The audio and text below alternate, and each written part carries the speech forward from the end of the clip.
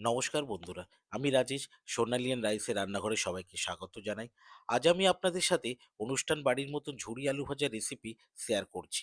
খুব সহজেই ঝুরি আলু ভাজার রেসিপি বাড়িতেই বানিয়ে নেওয়া যায় আমার এই রেসিপিটাকে ফলো করলে। সবারই খুব পছন্দের, ছোট থেকে বড় সবারই খুব ভালো লাগে এই ঝুরি আলু ভাজা। আসুন রেসিপিটা দেখে নিই। আর যারা এখনও আমাদের চ্যানেলটাকে সাবস্ক্রাইব করেননি, অতি অবশ্যই আমাদের চ্যানেলটাকে সাবস্ক্রাইব করে দেবেন। ঝুরি আলু ভাজার জন্য আমরা 3টি বড় সাইজের আলু নিয়েছি। আলুগুলোকে ছিলে নিয়ে আমরা পরিষ্কার করে একবার ধুয়ে নেব। আলুগুলো ধোয়ার পরে প্রত্যেকটা আলু আমরা গ্রেট করে নেব। আলুগুলো যখন গ্রেট করবেন সব সময় ওপর থেকে নিচের দিকে নিয়ে যাবেন। প্রত্যেকটা আলু আমাদের গ্রেট করা হয়ে গেছে, দেখতেই পাচ্ছেন কত সুন্দরভাবে গ্রেট হয়েছে। গ্রেট করা আলুগুলোকে এবার আমরা জলে ধুয়ে নেব।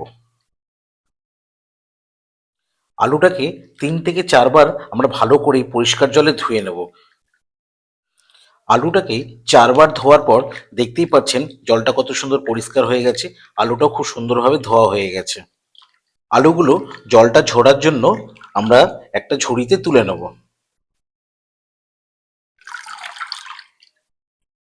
আলুটা তোলার পর এর মধ্যে দেব সামান্য একটু লবণ।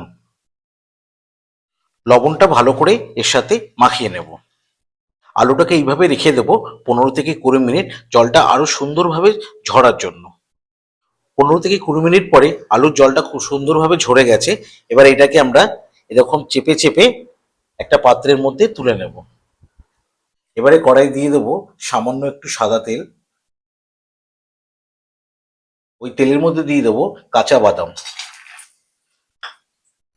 গ্যাসের ফ্লেমটাকে লো রেখে বাদামগুলোকে ভেজে নেব। ওই বাদামের মধ্যে দিয়ে দেবো কারি পাতা আর শুকনো লঙ্কা। ভাজা আমাদের সম্পূর্ণ হয়ে গেছে, এবার আমরা তুলে নেব। একটা প্লেটের মধ্যে আমরা টিস্যু পেপার নিয়েছি, টিস্যু পেপারের উপরে এগুলো তুলে নেব। ওই কড়াইয়ের মধ্যে আরো সামান্য কিছুটা তেল দিলাম। তেলটা গরম হওয়ার জন্য অপেক্ষা করব। ওই তেলের মধ্যে আলুগুলো দিয়ে দেবো।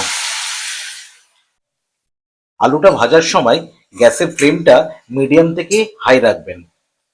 আলু আমাদের ভাজা সম্পূর্ণ হয়ে গেছে, এবার আমরা তুলে নেব।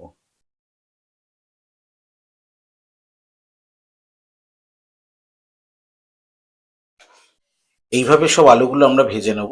রেডি হয়ে গেছে আমাদের ঝুরি আলু ভাজা, দেখতেই পাচ্ছেন।